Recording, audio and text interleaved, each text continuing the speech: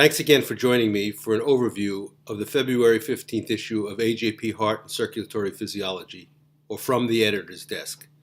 This issue is packed with great cardiovascular science, so here's a synopsis. A timely review by Mejima and colleagues, an overview of the mechanisms responsible for autophagy in the heart is discussed. Specific molecular mechanisms responsible for organelles such as mitochondria by the autophagocytic process in the heart is reviewed. You'll find this review informative and a useful resource. Ott et al. Examined the effects of the fatty acid palmitate on redox function in the type 2 diabetic heart subjected to high glucose. The authors found that low glucose treated cardiac trabeculi from Zucker diabetic fatty rats and lean trabeculi exhibited similar contractile work. In contrast, high glucose had a negative impact on contractile work, and palmitate, but not insulin, completely prevented contractile loss. This effect was associated with higher glutathione peroxidase and lower oxidative stress. A study by Myers and Townsend, a mouse model of Duchenne muscular dystrophy was used to evaluate right and left ventricular function and stiffness. The study shows that dystrophin-deficient mice have increased right ventricular fibrosis. Both right and left ventricles exhibited reductions in systolic and diastolic function in response to dobutamine.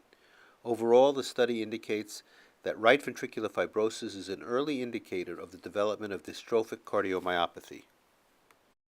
Seeger et al. Investigated the phenomenon of preconditioning on endothelial ischemia reperfusion injury in the brachial artery of healthy young subjects.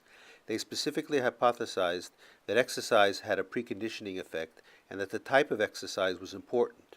Flow-mediated dilation was measured in the brachial artery before and after either a bout of high-intensity interval exercise or moderate-intensity endurance exercise. They found that when preceded by interval exercise, there was no change in the forearm-mediated dilation, but a decrease in forearm-mediated dilation after endurance exercise. The authors conclude that a single bout of interval exercise effectively prevents brachial artery endothelial ischemia reperfusion injury. Relevant to the hypertensive process, Zhao et al. Examined the effects of acute increases in transmural pressure of 150 millimeters of mercury for 180 minutes on endothelial-dependent dilation in isolated carotid arteries.